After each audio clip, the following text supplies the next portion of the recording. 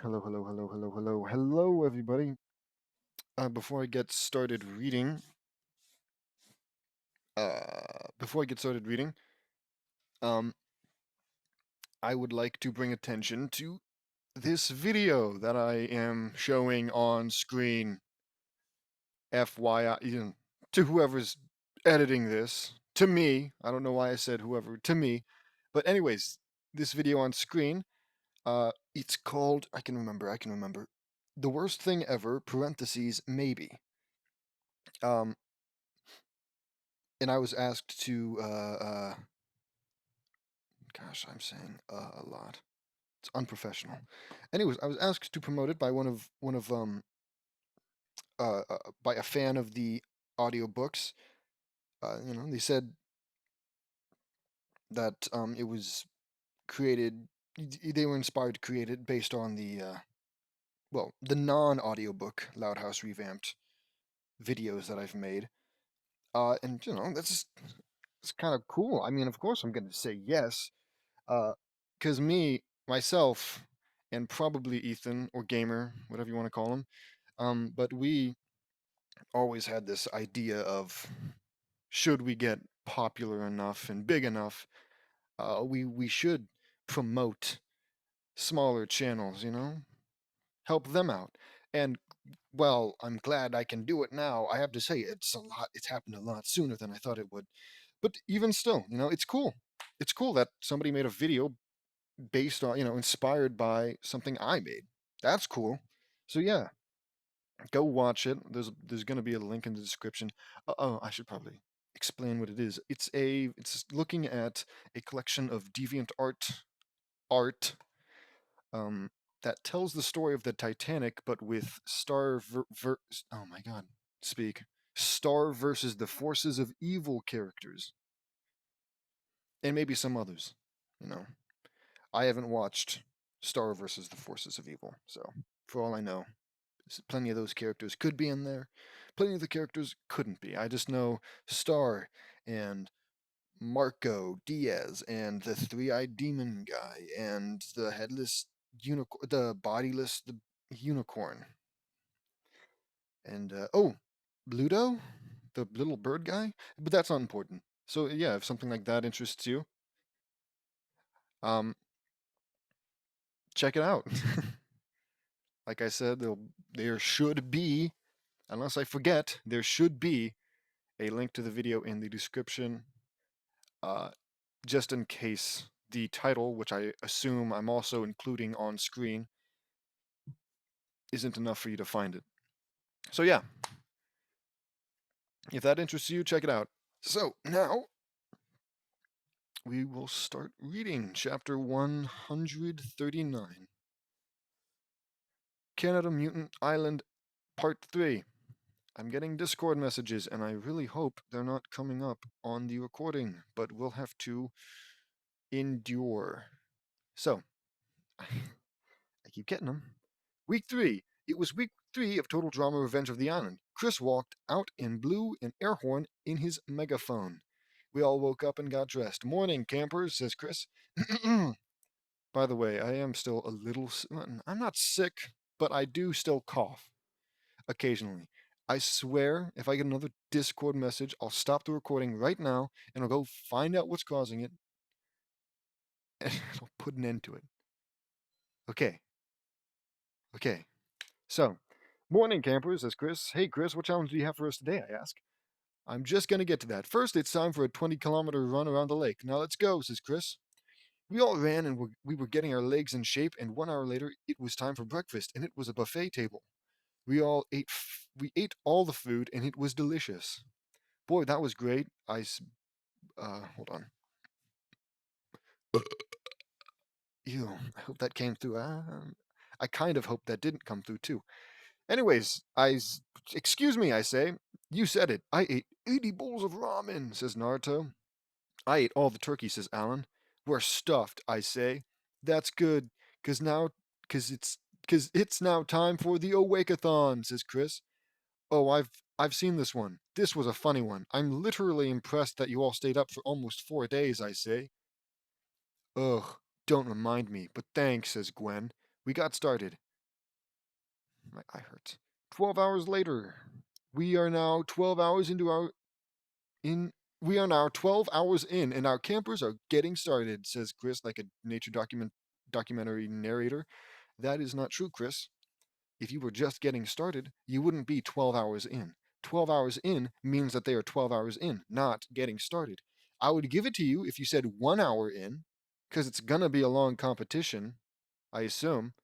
So if you said 1 hour in, sure, screw it. They're just getting started. But 12 hours in isn't. It's not important. Woohoo! I can stay up like this all the time, says Owen. Owen fell asleep. It was the last camper standing that wins the challenge. 48 hours later. Me and Naruto are still awake and we weren't even in the least bit tired. 56 hours and I'm not sleepy at all, I say. Me neither, says Naruto. How do you guys do it? Asks Gwen. We both have powerful stamina. One time I stayed up for 12 whole days non-stop, I say. Sure you did. Is this like a real life James Dean story, you know? Like how, oh yeah, I've totally never gotten sick and I've totally stayed up 12 days. Sure, dude. That's incredible, says Gwen. You guys are strong, says Courtney. Are they? I mean, it's like, sure, it's impressive, but I wouldn't exactly say, whoa, you must be very strong to stay up that late, long. Whatever, it's not important. No kidding, says Alan. Dance of the Sugar Plum Fairy plays, and Chef Hatchet is dressed like a fairy in dancing ballet. Oh, that is wrong, just wrong on so many levels, I say. Yeah, says Naruto. You hear that? James Knutson doesn't support cross-dressing. What's the other word? Drag queens. For shame. 38 hours later. Geez, 96 hours and I'm still not tired, I say. No kidding. What is your secret? Asks Gwen. It's no secret, Gwen. I just look up at the sky and the clouds, the sun and the stars and the moon. They provide me with unlimited energy, I say. That is so cool, JD, says Gwen. Gwen falls asleep. Is it cool? And why, that. It's not exactly something that keeps me awake. Oh, yeah, I can stay up so long as I'm watching the clouds and the stars. Are you kidding me? And can we just give it a break?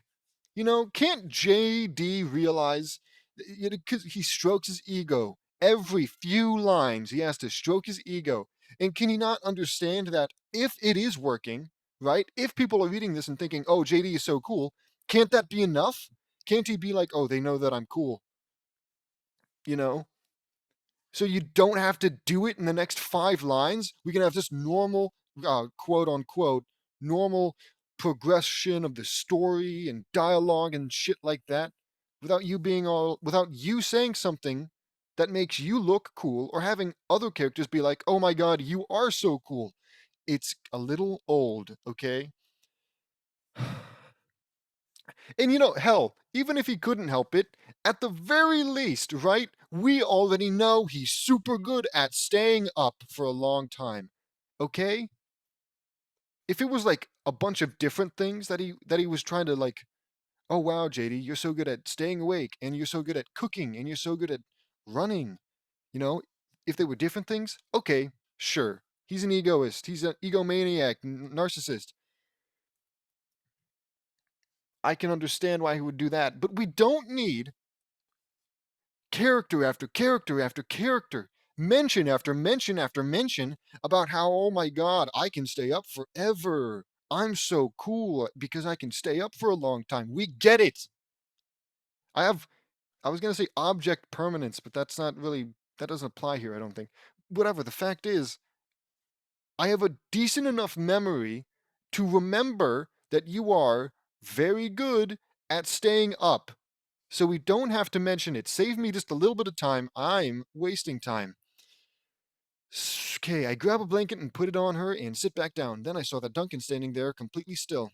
Me and Duncan were the only ones still awake. Whoa, Duncan hasn't moved the whole time, I say. I got up and saw that his eyelids were painted. His eyelids are painted, I say. Shut up. I've got to see this, says Chris. Chris went over and saw it, and Duncan opened his eyes. That is so wicked cool. Justin did this back in season 1. Yeah, why would you do it if somebody did it in season 1? Because I remember it was the guy who's just very, very hot, you know? The pretty face guy who doesn't say anything, I think? Who did that. Whatever. You're still out, dude. JD wins. Says Chris, woohoo! Or woo, yeah, woo woo, I say. That was awesome, JD. You literally have set an all-time record in the Awake-a-thon. 100 hours and 12 minutes, says Chris. Hard to believe, huh, Chris? I ask. No kidding. God, he's so cool. I'm starting to swoon. You know, can I be invited into the harem? How old is JD's character? James's character? You know, OC, self-insert? How old is he? I don't remember. Maybe I shouldn't have said that. Then again, Naruto, who's younger than him, or at least as old as, no, because he's his quote unquote little brother. So yeah, Naruto, who's younger than him, has a whole ass harem of people who are much too old to be in a harem of a child. So yeah, I don't think what I said is hardly that crazy. Anywho, I think everyone's gonna be too tired for the campfire ceremony. I say, you're right, let's round everyone up and have them get some sleep, says Chris. Good thinking. I form I say, forming a hand sign, Shadow Clone Jutsu. I'm doing it. I'm doing it right now. Whoa, it worked. That's crazy. Anywho, 2 days later, at the campfire ceremony, the nuclear bears were voting again, yet again. Duncan was given the toxic marshmallow of loserdom and was hurled. Why though? Why though? Is it because his team full of evil people, don't like that he cheated? Which, mind you, was the only reason they hadn't lost up until that point, because he was the last one. Okay? It's not like him getting caught meant his whole team lost the challenge. His whole team already lost the challenge. It was just him left. So, it's really just don't get caught. Cheating is allowed so long as you don't get caught. If anything, they should be thanking him for giving him that much of a chance. Whatever. Back in the cabin, I stamped Duncan's face and I pulled out my laptop and went out to a picnic table. I called Lincoln. Hey, JD, says Lincoln. Hey, Lincoln, I say. JD, that was awesome that you stayed up for 100 hours. Oh, wow, says Lincoln. It was a walk in the park for me, I say. So humble. I can believe it. Your stamina is really powerful, says Lynn. I can believe it. Believe it. But anyway, I'm out here at the picnic table while letting everyone get some sleep. While letting everyone get some sleep. I have a feeling that everyone is going to sleep for 2, maybe 3 days after all that. No kidding. If I did that challenge, I would be asleep 8 hours in, says Lincoln. I can believe it. Believe it. Just try going the whole for 12 whole days, says Lincoln. I say, I'm sorry. Just try going for 12 whole days, I say. Even I can't go that long without sleep. I may be a sports master and have lots of stamina, but yours is far more powerful than mine, JD, says Lynn. Well, I don't know about that, Lynn. Not to brag, but you're right. So humble, I say. So how many campers are left on the nuclear bears, says Lincoln. 8, and we have them right where we want them. Our strategy is working so far, I say. That's good. What do you plan to do with 1,000,000 once you win? Asks Lincoln. That's good. I have been wondering that too. Is it going to be split among your team? Or is he just going to get it all because he's so cool? Everyone's going to be like, "Oh, we wouldn't have made it this far if not for Lincoln. So, we're going to give him the money." Realistically, right? They would want to like vote out Lincoln. Because assuming in a world where actually no, in the normal world, because that's a rule he made up. So yeah, in the actual show, you can't just have one team win every single challenge and then boom, that entire team gets to win. That doesn't happen. So realistically, right, Once the other team starts getting down there in numbers, then they would switch their attention to getting JD out, assuming they ever lost a challenge, which obviously they wouldn't. But if they did, they'd vote out JD because he's too strong of a competitor. They do that all the time in Survivor, and maybe they did it a few times in Total Drama. There is hair in my face, and it's annoying me. Whatever. I'm sure. I'm sure he needs it more than everyone else. I haven't thought that. I haven't thought that far, but to Rockefeller, he would call $798,000 small change. 1 million Canada dollars is that much in USD. Okay. I say, that's true. I forgot about that. But anyway, I have a feeling that you're tired after all that, says Lincoln. You're right, buddy. See you next week, buddy. I say. Will do, Lincoln, says Lincoln. Will do, JD, says Lincoln. I'm sorry. The call clicks off and I head back into the cabin and go to sleep. Continues in part 4. I cannot wait. 140, Canada Mutant Island, Part 4, Week 4. We were all in the mess hall for our 4th challenge. Campers, welcome to your challenge. Now you all remember my favorite time during Season 1? We were going to do the brunch of disgustingness. I'm getting more Discord notifications, but I'm just going to ignore them. Oh no, says All. I remember this challenge. Chris did a Battle of the Sexes version of this challenge. I say, that's right, JD. The brunch of disgustingness was the grossest challenge we all ever did, says Owen. I heard you guys hurled your guts all over the place, says Courtney. Oh man, says Alan. This is not gonna be good, says Naruto. Chris and Chef snickered.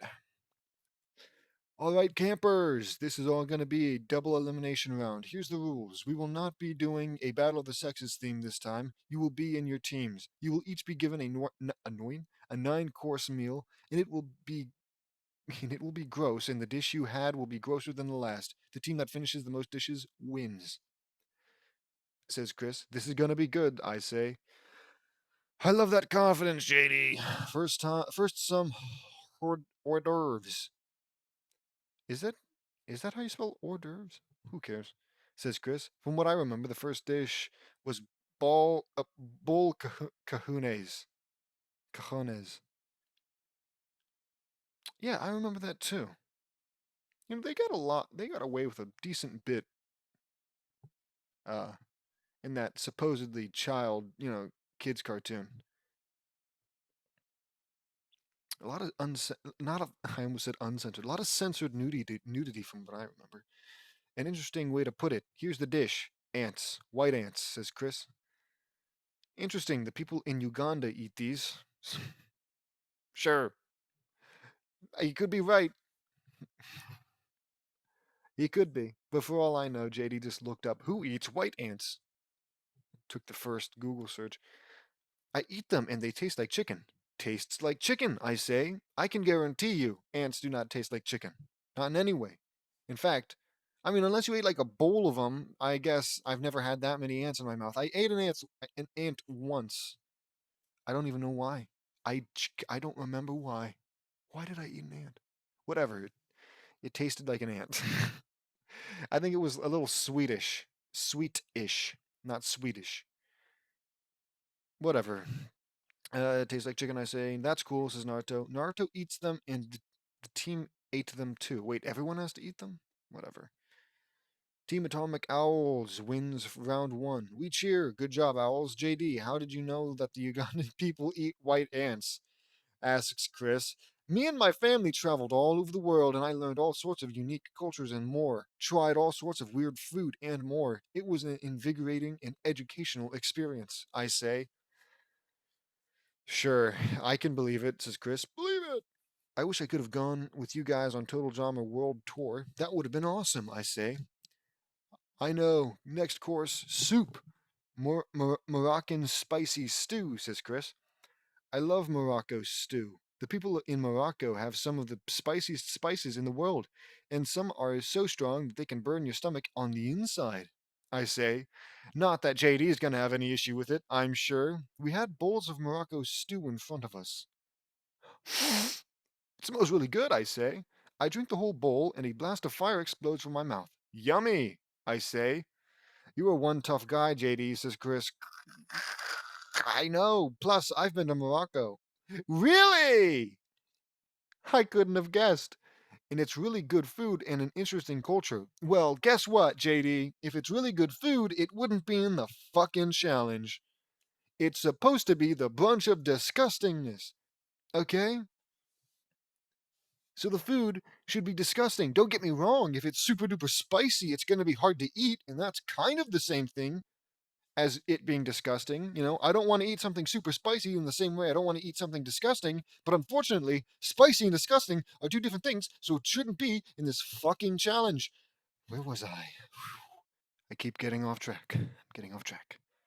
So, interesting culture. I believe it, says Chris. Believe it. I can tell you that you have one. Excuse me. I can tell that you have one love for spice, super spicy food, JD. We salute a super spice maniac, says Chef Hatchet. Yeah, I'm saluting him right now. It's true, and I'm flattered, but thanks.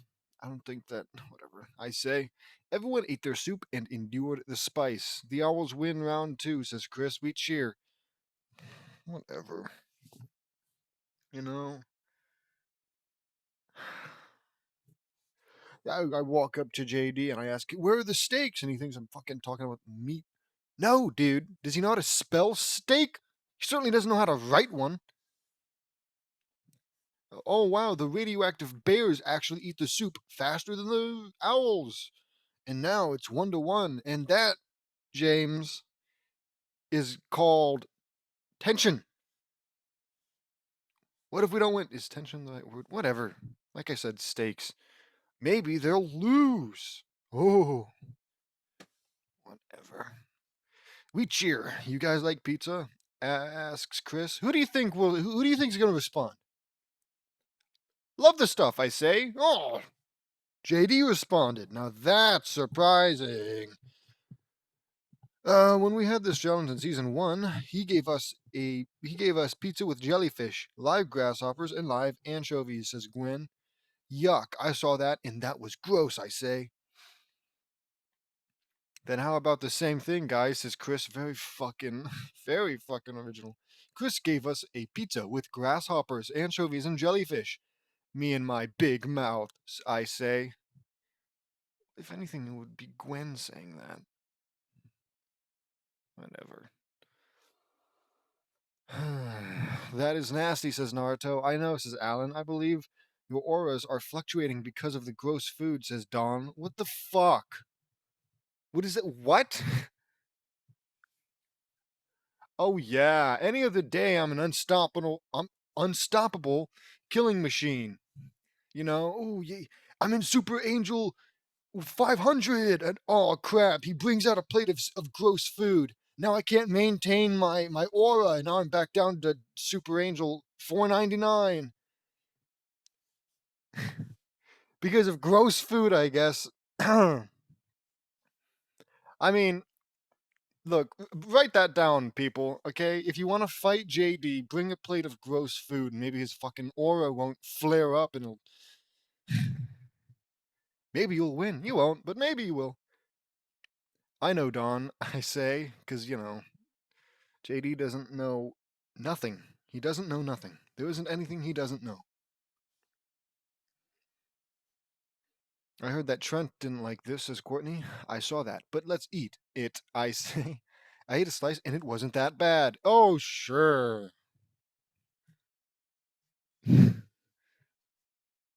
I'm sure. No, I'm sure it was great. Wasn't that bad. The only time eating jellyfish will ever, oh my god, will ever sound appealing is in that one, uh, at least one of the SpongeBob episodes where they eat like jellyfish jelly, and it looked great. Anywho, different but tasty. At least I'm not eating the jellyfish on peanut butter sandwiches, cause that would be unbearable, I guess. I say, peanut butter and jellyfish? Yuck, says Mike. Shut the fuck up, Mike. That is gross, says Zoe. Shut the fuck up, Zoe. I agree, says Sammy. Sammy? Shut the fuck up, Sammy. That was a joke, but it's the truth, I say. You're such a disgrace. I'm having a stroke. You're such a disgraceful wimp, Sammy, says Amy. You tell it like it is, Amy. Shut up, Amy. No one asked you for your opinion, I say. That's like the first fucking interaction we've had with the bears this entire chapter. Hell, there was barely anything any mention of them in the first one too, and they were fucking competing. They're always competing. There should always be some kind of banter. Instead, it's just, hey, okay, here's your next challenge. Oh wow, this is so easy for me. I'm JD, and then everyone else on his team is like, oh JD, you're so cool, and Chris is like, oh JD, you're so cool. You know, fucking. At least he didn't do the confessionals. At least he didn't try and do that because we'd be here for an extra 50 minutes because we have to go into everyone's confessional and see it and hear them say stuff like, wow, it was really cool how JD ate that pizza and said yummy. Shut up. We ate the whole pizza. The Atomic Owls win round 3, says Chris. We cheer. Now for course 4, spaghetti. Well, earthworms covered in snail slime sauce and hairballs, says Chris. Okay, firstly, he should have said spaghetti and meatballs, and then he could be all like, "Ha, just kidding. It's worms and meatball and hairballs. Whatever. Not important." Secondly, do we think JD is gonna? You think JD is gonna be like, "Oh, it's actually really good." There's no way. It's earthworms covered in snail slime and hairballs. At least one of those three things is just straight up inedible. And the other two, I can't imagine, taste all that great. Then again, I guess it can still taste good even if it is not edible, like Tide Pods. Anywho, I ate a worm on a dare back when I was 5, and it tastes like chicken. Okay. One, that's stupid. Two, no, it doesn't. Okay, that's the joke, right? Everyone says, "Oh, this tastes like chicken," to stuff you wouldn't expect to taste like chicken. But it's a worm. It's a worm. If worms tasted like chicken, we'd probably be eating a lot less chicken and a lot more worms. Same goes for fucking what else? What was it? The ants. We'd be eating a lot more ants. Whatever. Whatever. We ate this in this challenge and it was gross, says Bridget. But Jeff ate it, right? I ask. That's right, says Bridget. I eat the worms and it was good.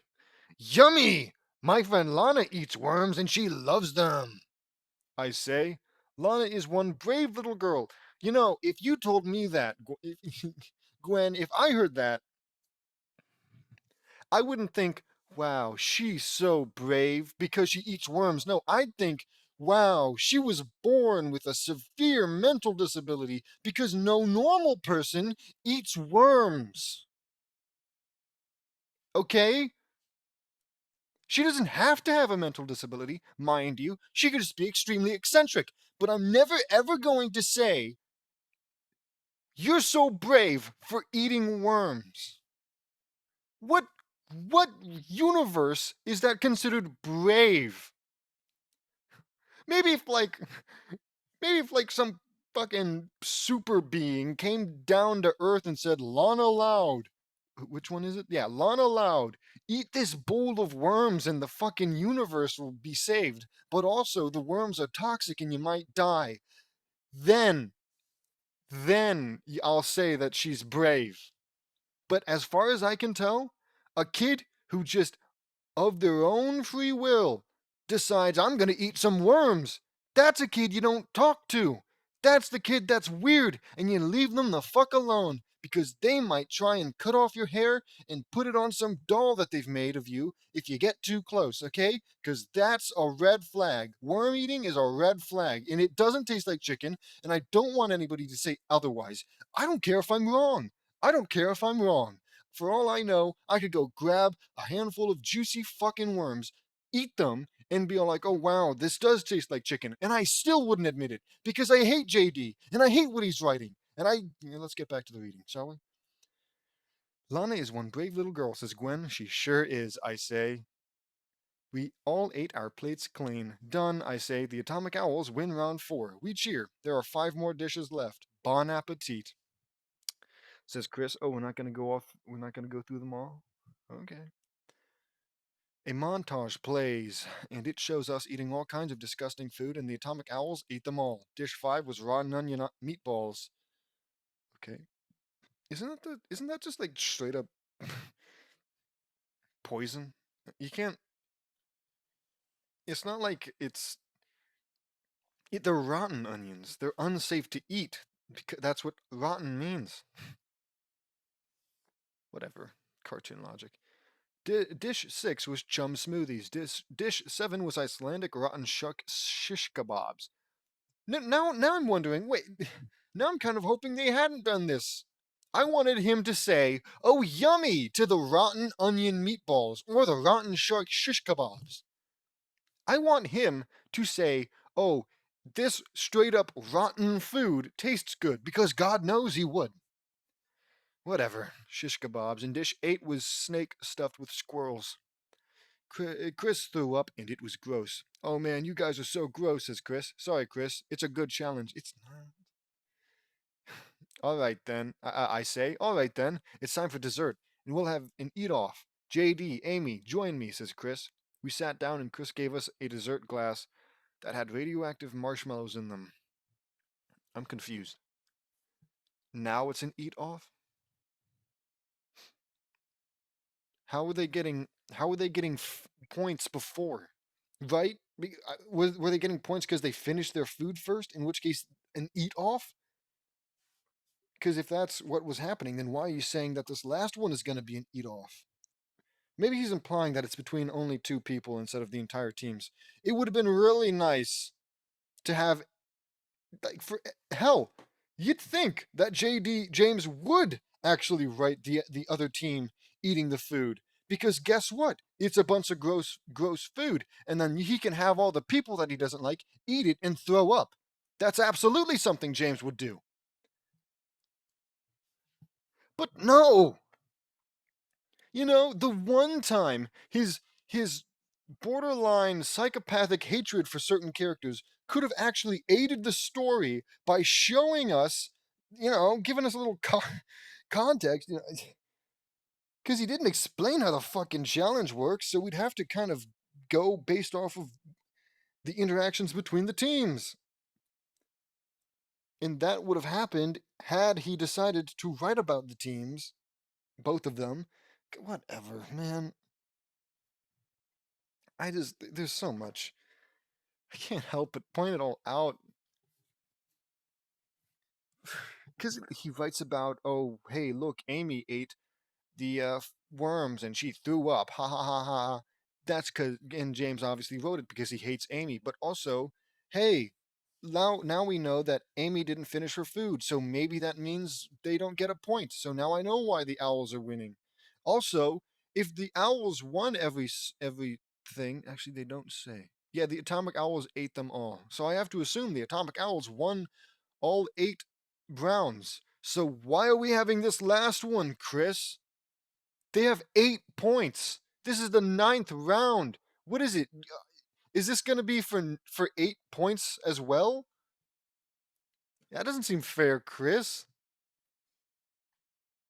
8 points to tie, 9 points to win. Ah, whatever. Eat off. Dessert glasses, radioactive marshmallows. The toxic marshmallow of loserdom, I ask. Normally, yes, but it's for dessert.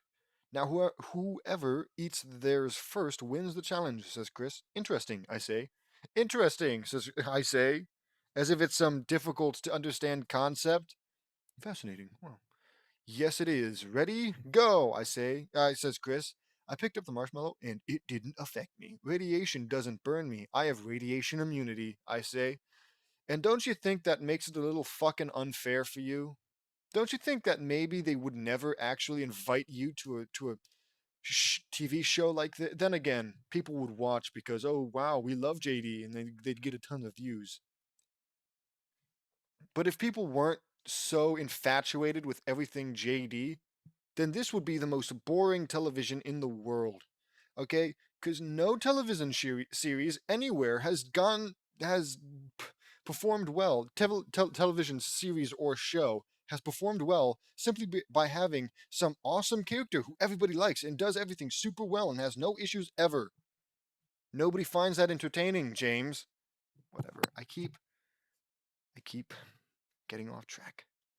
Radiation doesn't burn me. Also, I don't think you should be feeding people radiation marshmallows if they have the potential to burn people. I ate the marshmallow and it was weird. Are you sure it doesn't taste like chicken? Are you sure it isn't super really good? I gulp and suddenly I felt a nasty pain in my butt. And then I felt something. Oh god. Ouch, I say. I see that I had a tail and it was Punk Shock's tail. Who? Who's Punk Shock? That sounds like a Skylander. Here, let me try and look it up while I keep reading. I can multitask. Watch. Cool, I have a tail and it's surging with electricity. I wonder if this is going to be permanent. Probably not. I say, Punk Shock. Oops, Shock. Oh, it's a hot fish lady. Huh, interesting.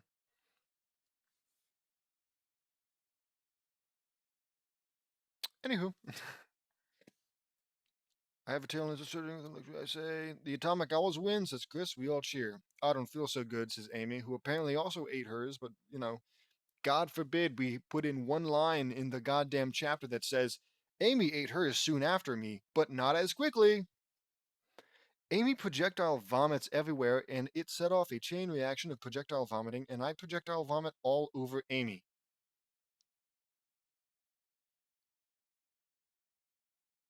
Okay. What? That's, well, firstly, that's gross, and secondly, that really goes against everything so far, James. You've been super, iron stomach. I can eat anything. Oh, this actually tastes good to me. But of course,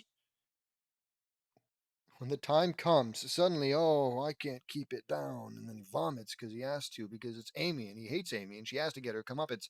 At the bonfire, we saw Amy and Owen get eliminated and hurled. Wait, Owen? Not Owen! Wait, why is Owen getting hurled? Screw you. I hate you, James. Freaking Owen's the guy. In fact, didn't Owen totally kick ass in the first the initial disgusting brunch competition, because he's fat and he eats a lot and it doesn't bother him because so long as he gets to eat something. I want to say maybe. I don't remember exactly though. Oh well, there goes the only character I care about. Back at our cabin, we were getting ready for bed. I stamped on red X's on Amy and Owen's faces, and I pulled out my laptop and called Lincoln. Hey JD, says Lincoln. Hey Lincoln, I say. That was seriously some gross food we saw you ate. The word would be eat, but whatever, says Lincoln. I know, but some of it was from my travels from around the world. I say. I believe it. That tail you got is really cool. What do you think you can do with it? Asks Lincoln. We'll have to find out later, I see. I say. So is this going to be permanent? Oh well. We found out later. Lana said it was the coolest and most awesome challenge you've ever done, JD, says Lincoln. Yes, the brave worm eating girl. I'd call her brave if she was like on her deathbed because of eating worms. It's like, oh, that's so sad, poor kid. I like walk up to her, you're such a brave soldier eating those worms. Now you're gonna go to sleep for a long time. I'm just a little sad. Okay. I can believe it, but everyone will probably think I'm very crazy eating all kinds of disgusting food like that, I say. No, we know it was part of the challenge, and you were awesome, says Lincoln. Thanks, buddy. I see. Someone vomits in a bucket. We're very sick to our stomachs, and it is not pleasant. I say, I can hear that, but congratulations on winning. Congratulations on winning Challenge 4, guys, says Lincoln. Thank you. Five down, six to go. Good luck, JD. We're rooting for you, says Lincoln. Thanks, buddy. See you next time. I say the call clicked off and I hit the hay. Continues in part 5. Woohoo! Chapter 141, Canada Mutant Island, Part 5, Week 5. I was jumping in the trees, testing out my new tail to see what it can do. That's awesome. I fell off a branch and my tail grabbed the branch. Whew, my tail's prehensile. Cool, I say. I flip up and landed on the ground. I got on all fours and point my tail like a scorpion at a tentacled alligator, and it fired a laser of lightning at it, and it yelped as it was burned. Wow, that was like an electron laser. My lightning powers have been enhanced because of it. Let me see here, I say. I stabbed the ground with my tail and zapped the ground, and out of the ground came a bunch of mutant gophers. Wow, Chernobyl earthworm style. That's how they draw earthworms out of what? That's how they draw earthworms out over in Chernobyl, Ukraine. I saw it on TV. I say to the viewers, all campers get ready for today's challenge, says Chris. Time to get to work, I say. At the campsite, Chris was telling us our challenge. Today, campers, your challenge is something I call heroic phobia factor. This was given to me as an idea. This was given to me as an idea, okay? Two of you will be a hero and save the other campers from their own fears. I remember this, I think. I gave Chris this idea, I say. That's right, JD. And since it was your idea, you and Naruto will be the heroes of the Atomic Owls. So, like, isn't that just fucking not fair? Yeah, oh yeah, there's two teams, but this guy on the other team, I like him more, and I'm gonna let him design the next challenge. Fucking, hey, how about this, JD? Why don't you tell him to do the fucking Owls Win challenge, where the Owls win, where your team wins so long as you're part of the Owls team. Stupid. That's so fucking stupid. And then of course they get to be the heroes. Oh yeah, just give the two superpowered beings the ability to be the heroes. Even though, I feel like all JD would have to do is snap his fingers. Whatever. Whatever.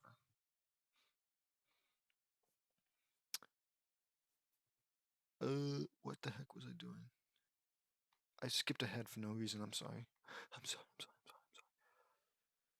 Be the heroes. All right, I say. This is gonna be awesome, bro, says Naruto. And Leonard, Lightning, you two will be the heroes for the nuclear bears. All right, Lightning is gonna win. JD, may the best man win, says Lightning. You too, Lightning, I say, shaking his hand.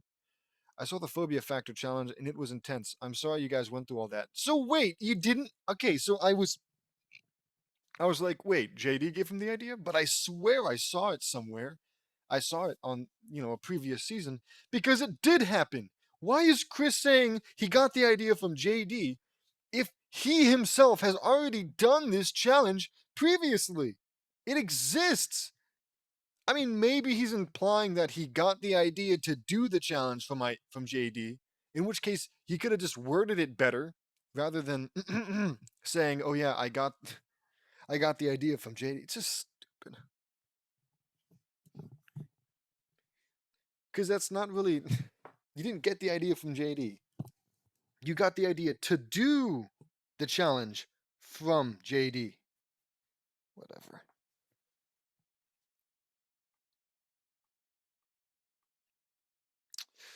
I'm just overreacting. I'm sure it'll get better.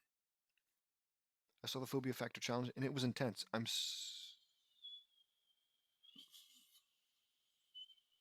sorry. I just got distracted in a major way. I'm sorry you guys went through all that.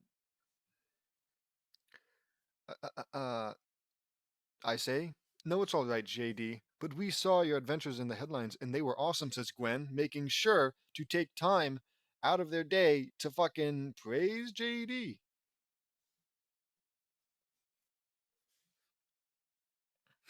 Just like, has this not happened enough? Whatever.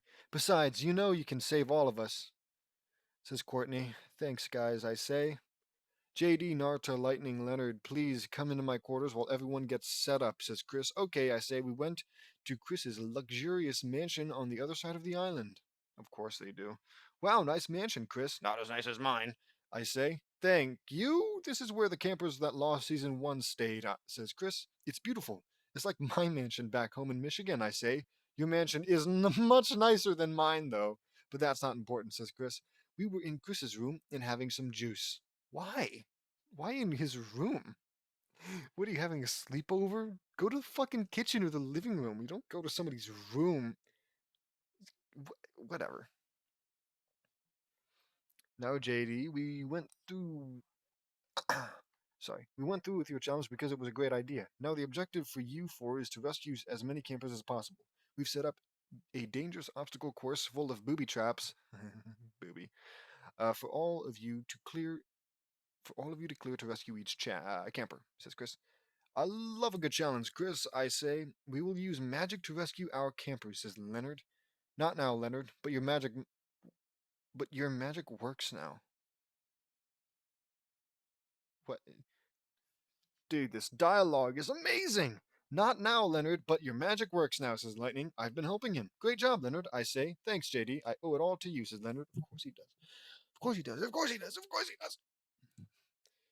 You're welcome, I say. Anyway, you will have until sunset to rescue as many campers as possible, but if your team or the other team but, but as possible to be its what? I'm sorry. I'm reading like a maniac. You all have until sunset to rescue as many campers as possible, be it your team or the other. We start the challenge when I get the signal. A beep was heard. They're ready. Follow me, says Chris. Quick question though. Seeing as the Bears, I don't think the Bears are gonna win, but seeing as the Bears have significantly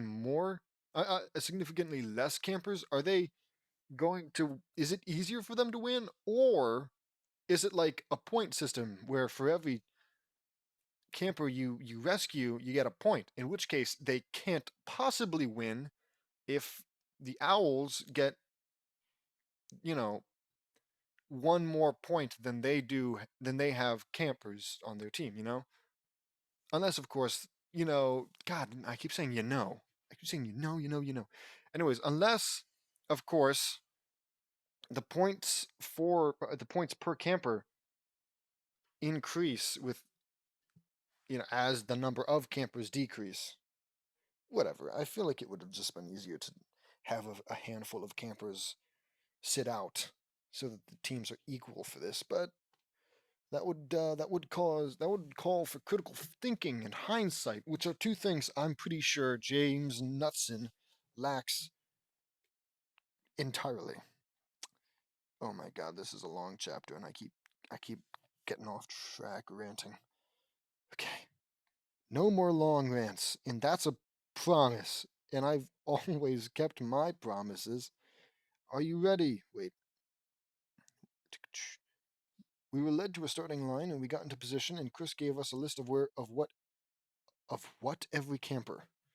Gave us a list of what every camper. Whatever that means. Are you ready? Asks Chris. Ready and raring, I say. Believe it, says Naruto. Lightning is always ready, says Lightning. Let's mystify them, says Leonard. All right, on your mark, get set. Chris blasts an air horn. That's something I've noticed too, and I'm going on a rant, and I just said I won't go on a rant, but that's something I've noticed as well. Um, it's actually something that James has in common with Chris Chan, where James has to have James and Chris have to have their characters say some kind of one-liner thing that pertains to their character trait, even though it's super cheesy and not at all cool and super dumb and super lame, but they have to have it. What with Leonard saying, let's mystify them, that's something Chris might have fucking Magichan say. So, the stupid stuff like that. Alright. At least that one wasn't as long. Alright, on your we ran and split off. Let's start with our team. What do you mean, let's start with our team? Who the fuck are you gonna start with? We'll start by looking for Gwen. Her fear is being buried alive. I say, okay, let's look on the beach, says Naruto. Okay, let's go, I say. We ran on the sand and saw a bunch of mountains in a circle around something. I find a rock and threw it, and it hit one of the mounds and it exploded. Kaboom! Landmines, I say. Chris sure knows how to make a challenge exciting, says Naruto. He sure does. Wind style Greek breakthrough, I say. It just doesn't feel super fair having allowing. You could have said, "Oh yeah, magic isn't allowed." Then again, Leonard has magic, but probably not as much. Whatever. They just shouldn't be allowed to use magic, but that's whatever. I fire a blast of wind from my hands, and it blew the sand away. And part of a glass box was revealed in the middle of a circle of exposed landmines. Nice work, bro, says Naruto. Thanks. Come on, I say. We go to the middle of the circle and start digging. Naruto got the glass box uncovered and opened it, and out came Gwen, and she hugged Naruto and cried. Oh, Christ. Oh, here we go. Gwen's gonna join the Naruto harem. It's okay, Gwen. It's okay, says Naruto. Thank you, Naruto, says Gwen. And JD. You're welcome, says Naruto. We have to move. Let's find Izzy. From what I remember, she hates flying, I say. An airplane flies over us and is being protected by flying mutated mountain goats. Okay. Let's go, I say. Right, Shadow Clone Jutsu, says Naruto. Naruto made a clone and it held Gwen bridal style, of course. We flew into the air and the goats saw us and breathed streams of fire at us. Look out, I say. We dodged and flew away. Those goats can breathe fire? This is madness, I say. I know, we need a diversion, says Naruto. Okay, quick question though. How would somebody who can't fly get up to the plane? What if one of the rescuers, what if both of the rescuers didn't have flight abilities? Just saying, just wondering, really. We need a diversion, says Naruto. I got it. I'll distract them and you rescue Izzy, I say. Yep, that's what a diversion is. Can't deny that. Got it, says Naruto. I fly to the goats and they chased me, and Naruto opened the plane door and got Izzy out. Thanks, Naruto. You are awesome when you fly, dude, says Izzy. Oh, yeah, of course, because now that Naruto's the one carrying her in flying, it's suddenly okay and she's not afraid anymore. I hate you. You're welcome, Izzy, says Naruto. Naruto makes another clone and it carries Izzy. I fly back to him. You fly back to him? So you brought the goats, you genius? Good job, bro, I say. Thanks, JD, says Naruto. I saw Courtney at the theater, says Gwen. How? You were buried. Unless you saw it from an aerial view, in which case, sure. Then that's where we're headed. From what we remember, she's afraid of green jelly. Okay. Let's go, I say. Me, Naruto, Gwen, and Izzy ran, and we got to the theater and saw Courtney on a diving platform with no ladder suspended 20 feet in the air, and the platform was slowly being pulled back, and it was being guarded by a giant beetle that had boxing gloves on. I'll take care of him. You go for Courtney, says Naruto. Right, I say. I spread my wings and fly up to Courtney, and Naruto pulverizes the beetle and scares him away. I take Courtney off the platform, but it was rigged to explode for some fucking reason. Uh-oh, I say. It exploded and I created a force field, and as it exploded, and it splattered green jelly everywhere. Naruto got some on his face and licked it off. Green apple flavor, says Naruto. Oops, thanks, guys, says Courtney. No problem, I say. I land and put Courtney down. I'm gonna cough. I'm cool. Okay, next is Jasmine. It says that she's afraid of being in small places. I say, she's claustrophobic, says Naruto. Very smart. I saw her being taken away. Taken that way, says Courtney, pointing to the southeast. That's where we're headed. Let's go, I say. We head southeast onto the docks over the lake, and we saw a small diving sphere being protected by Fang the amphibious shark. I got this one. Let's just say I owe Fang a favor. Oh, I say, whistling. Hey, Fang, got a treat for ya. I hold up Scott, who was bound and gagged, and Fang was excited. Who and why? Doesn't that seem a little evil? Enjoy your meat, I say. I threw him into the lake and Fang swam up to me and shook my hand. You're welcome, Fang, I say. He dove back in and chased Scott, and we all laughed at him. Ha ha ha ha ha. That guy's getting mauled to death by a shark. That was funny, but where did you find Scott? And why was he in your pocket? I have everything in my pockets. I'm always prepared. Asks Naruto. He tried to swim back to the island as I was testing out what my tail can do, I say. Cool, but like, where were you hiding him? Alright, do you have a bag of holding up your ass? I take out Scott. Where'd you take him out of? Whatever. I pull up the diving sphere by its rope, and just as I was about to get it up, the rope broke and it sunk to the bottom of the lake. Oh no, I say, as if I'm not super duper strong. I dove in and swam after it. I made another discovery. Hey, I can breathe underwater. Cool. It must be because of my tail. Duh. I mean, fucking no shit, dude. Totally. What? I'm sorry. Is there like gills in your tail? And do those gills connect to a tube that connects to your lungs? Which is like super gross to think about. That's so dumb. Granted, when I looked up pain shock, I thought at first, why does she have an electric tail? She's clearly a fish, but I mean, she can be an electric fish style Skylander, so. Yeah, I guess it's not impossible to believe that the super magic tail can give him water breathing, but also, I mean, it's a tail.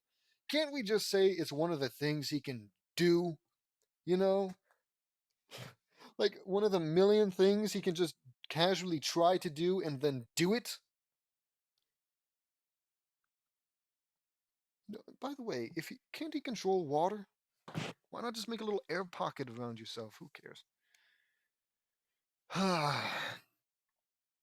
Because of my tail. I swam down and opened the hatch and grabbed Jasmine. Are you okay, Jasmine? I ask.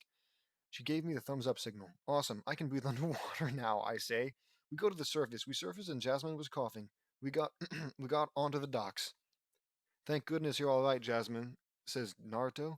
Thanks to JD, mate, says Jasmine in an Australian accent. Okay, that's 4 out of 12. Let's find Bridget. From what I remember, she's afraid of being alone, so she's out in the forest. I say, let's find her, says Jasmine. Right, I say. We go into the forest and we saw Bridget sitting alone in the forest, and she was petrified. Yeah, Bridget is top. I want to say 3 total drama women, by the way. I don't know the others. I just don't want to overdo it and say that she's number one because I can't really. I'd have to rewatch it. Not important. Petrified. There she is, says Naruto. Wait, it's too easy, I say. I throw a stick and saw that the area around her was covered in bear traps when a trap snapped. Bear traps, I say. Chris sure knows how to put people's lives in peril, says Jasmine. That's why I love this show. Okay.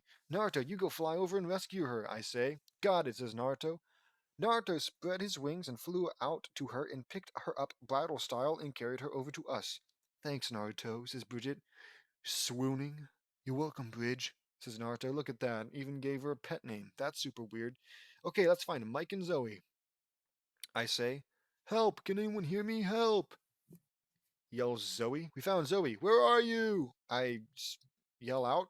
Over here, she answers. It's coming from down there, says Jas. It's coming from down there, says Jasmine, pointing down the path to a clearing. I'm sinking, hurry, says Zoe. Come on, I exclaim. We all ran down the path and saw Zoe waist deep in quicksand. Okay, Zoe, stay calm and don't move, I say. I got this. I got this, says Gwen. Gwen unveiled a hidden secret. Oh, God. She spread wings that were as black as the night, and we gasped. Gwen, you're an angel? I asked. Ask. I'll explain later, says Gwen. She flew out to Zoe and grabbed her hand and pulled her out. So, why, though? What circumstances changed that had you that required you to reveal this secret. Because either you would have revealed it earlier, but you didn't, so that must mean you had some reason to hide it. And now, in this situation where two people who can fly and still can fly, you have no reason to believe they can't fly. They can't just simply fly again. These two people who could fly and save Zoe right now, they can do it. But you decide to take the initiative and reveal this secret that supposedly you had reason to hide, maybe? Whatever. Okay. I wonder what awesome superpower she's gonna have. I can't wait for JD to get out his giant bitch ass book about all this stupid shit.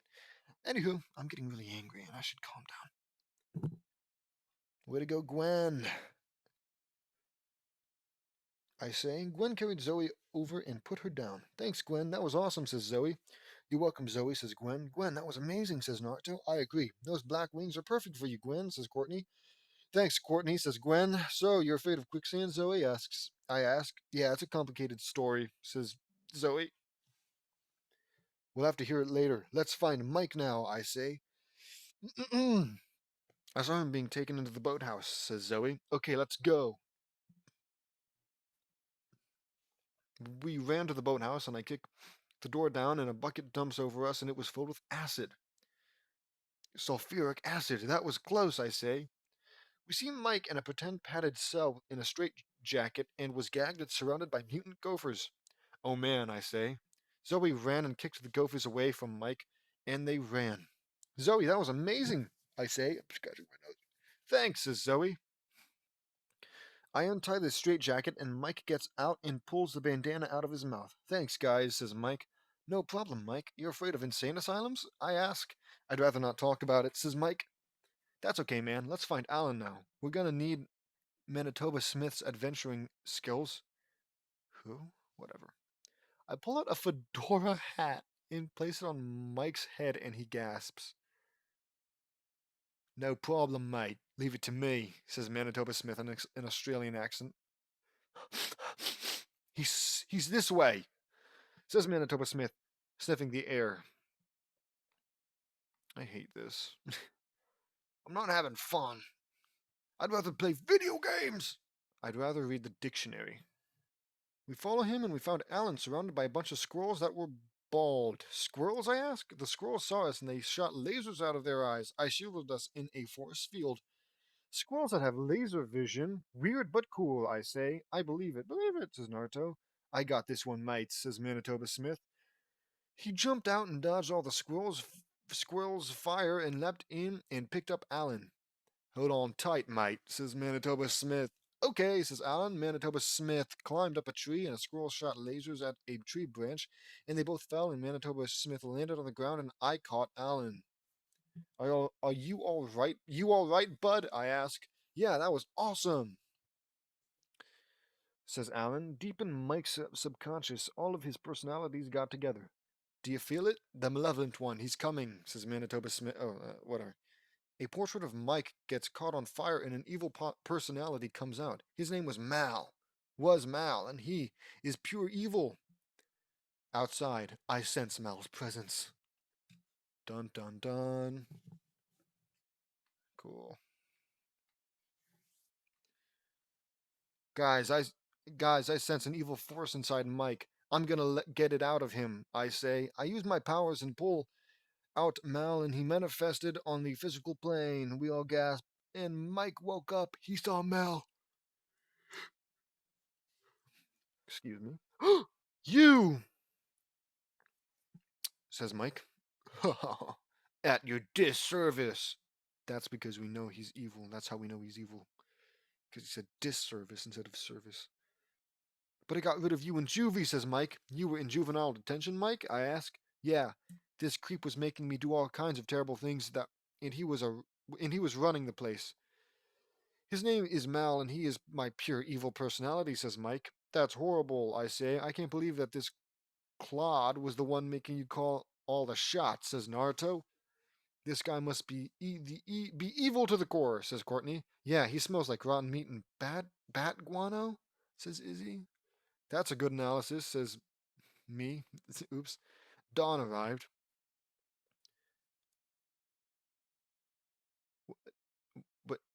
weren't you supposed to save Don?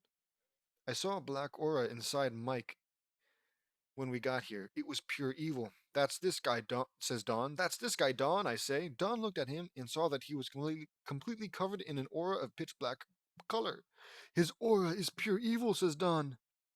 It's like we're facing the devil himself, says Naruto. No kidding, says Mike. Enough chitter chatter, says Mal. Let's dance, I say. I punched him in the face and sent him crashing into a tree. Mike felt that pain punch. Ow, geez, that really hurt, says Mike. We can't hurt him. We can't. What the? You. Sorry, we can't hurt him or it will hurt Mike. They're connected somehow. Wait, I got it. Mike, you are the only one who can stop him. He may be a part of you, but you don't need this jerk anymore. You have to let go of the past and erase the monster that your own body created. I say, that's beautiful. You're right, JD. It's time to move on, says Mike, determined. Mike concentrated hard, and in his subconscious, he and his personalities were together in front of a strange button. What is this button? Asks Mike. It's the reset. It's the reset button, says Vito in an Italian accent that I'm not gonna attempt. You have to press it, and we all can stop Mal together, says Man. Oh fuck it, that's supposed to be the Australian. You have to press it, and we can whatever, says Manitoba Smith. Sorry, I'm not feeling it. Russian accent. Once you press, once you press it, we will be all be one with you, says Svetlana, I mean. Mike was about to press the button, but he stopped. I just can't. If pressing this thing is gonna get rid of you guys, then I can't do it, says Mike. Hey, don't sweat it there, says Vito. We're all still part of you in some way, says Manitoba Smith. It's worth it to stop Mal, says Svetlana. You'll always have us, no matter what inside your heart, says Vito. All right, guys, enough with the blubbering. Let's get this over with, says Jester. They all put their hands on Mike's hand. Thank you, guys. Thank you, says Mike. Yeah, there's gonna be a big reveal where all of the personalities survive. Yay! They pressed the button, and in a blinding flash of light, Mike was made completely whole. We are now one. Thank you, JD, says Mike. Outside, Mal was starting to fade. What's happening? Asks Mal. You fading away, Mal, says Mike. What? No, don't do this to me. No one will ever cross paths with me around. I'm a part of you, says Mal. Yep, a part that I don't need anymore. Goodbye, Mal, says Mike. Have a nice time in the netherworld, I say. Is that where he's going? I I feel like he'd just kind of fade into nothingness. He's not like a real person. He doesn't have a soul. Probably. No, it's my time. Time. Mine! Says Mal. Mal faded away and was never going to be seen again. Good riddance to bad rubbish, I say. Yeah, says Naruto. How do you feel, Mike? I ask. Better than ever, JD. We're all one. I have all my personalities, strengths, and abilities in one person, says Mike, including angel wings. Eventually, I'm sure. Awesome. Way to go, buddy, I say. Oh, Mike, I'm so happy for you, says Zoe. Thank you, Zoe, says Mike. Sorry I punched you, man, I say. That's okay, says Mike. Let's find the others, I say. Okay, says Naruto. We ran and found Sammy facing Amy in the swamp, and Amy was covered in slime and algae. Of course, you always treated me like dirt, Amy, and I won't tolerate it anymore, says Sammy. I've always been the superior twin, and I will always be better than you, says Amy. Zoe swooped in and kicked Amy in the face, and she crashed into a tree. Are you all right, Sammy? Asks Zoe. Yeah, thanks to you, Zoe, says Sammy. I pick up Amy and open a portal that leads to the Yukon. What? I think you need a nice cool down, I say. I throw Amy in, and the portal closed. Sean arrived. Guys, are you alright? Asks Sean. We were just about to look for you, Sean, I say. Chris sent robot zombies after me, and I beat them all, says Sean. Then I guess you weren't fucking afraid of them. And why did they question Sean showing up out of the blue? They didn't question Dawn. Or was Dawn already gotten? Who cares? I don't remember. Good work, buddy, I say. Thanks, man, says Sean. Let's find Ella. If I'm not mistaken, she's in that castle tower up there on the high cliff. I say, pointing to the tall cliff. Looks like it, says Naruto. Let's go, I say. We all ran up the cliff to the tower, and it was a high tower. I think I know what Ella is afraid of, being trapped in a tower like a princess. Of all those fairy tales I like, I say. You like fairy tales? I mean, I guess there's a few. I have a feeling you're right, says Alan. Let me handle this one, says Gwen. Gwen spreads her black wings and flies up to the castle window. Ella, are you all right? Asks Gwen. I'm okay, Gwen. I have my animal friends to keep me company, says Ella. That's great. I came to get you down, says Gwen. Thank you, Gwen, says Ella. Gwen takes Ella's hand and they go down and landed. Great job, Gwen, I say. An air horn buzz was heard. The Atomic Owls win the challenge. We all cheer. At the campfire ceremony, Chris was ready to hand out the marshmallows. Before we start, I have an announcement. The Atomic Owls were spectacularly awesome in today's challenge. The producer called and said that they loved it so much that they will put in the legacy of Total Drama. Great job, guys, says Chris. They earned it. They really did. Thanks, Chris. I'm glad my idea was such a huge success. Yeah, I say. Thank you. You're welcome, JD. Now on to the marshmallows, says Chris. Everyone but Leonard received a marshmallow, and Leonard was hurled. At our cabin, we settled down, and I stamped Leonard's face. You were all terrific today, I say. You were awesome yourself, JD, says Alan. Thanks, Bud, I say. Why is he calling everyone Bud? I pull out my laptop and called Lincoln. Hey, JD, says Lincoln. Hey, Lincoln, today was awesome, I say. We saw the whole thing, and you guys were incredible, says Lincoln. Yeah, it was awesome, says Lana. Thanks, guys, I say. Gwen, we saw your black wings, and they are beautiful, says Lincoln. Thanks, Lincoln, says Gwen. How did you get those wings, Gwen, I ask. Here we go. Let's hear it. My father is from Earth, and my mother is from the planet Havania. The Havanians are a race of peaceful angel people of great beauty, and they are amazing. I was born half human, half Havanian. That's awesome. Havania is a beautiful planet. I looked it up, and it is a paradise, I say. Where did you look it up? And when? And why? Who cares? That's amazing, Gwen. You're a hybrid, says Lincoln. That's the right way to put it, Lincoln, says Gwen. That is incredible, says Laney. It sure is, I say. Those rescues you all did were awesome, guys, says Lincoln. Thanks, Lincoln, says Courtney. Courtney, you didn't do anything. Whatever. You were the one who got rescued. Also, Mike, I had no idea you had an evil personality that was controlling you the whole time, says Lincoln. Yeah, Mal was the source of all my suffering and misfortune. He was also the reason I went to juvie, says Mike. That's terrible. I'm glad you're cured, though, says Laney. Thanks, Laney, says Mike. You're welcome, Mike, says Laney. I'm sorry Leonard got eliminated. I love all the magic you taught him, says Lucy. That's all right, Lucy. But you know what they say? Life goes on, I say. Ah, sigh. That's true, says Lucy. This turned out to be an awesome challenge.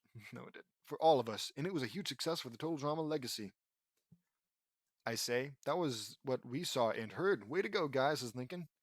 Thank you, Lincoln, says Don. It was an awesome challenge, though, says Sean. I agree. We've had a long day, I say. I can tell. See you guys next week, says Lincoln. Bye, guys, I say. The call clicks and we off and we hit the hay. Continues in part 6. Okay, great. Love that. So good. Awesome. Uh, like I said, if you're interested in that video, don't be afraid to check it out. Link should be in the description. Don't forget to like and subscribe. And don't make me read any more, please. I'm joking. I'll read more. Not now, though. See you next time.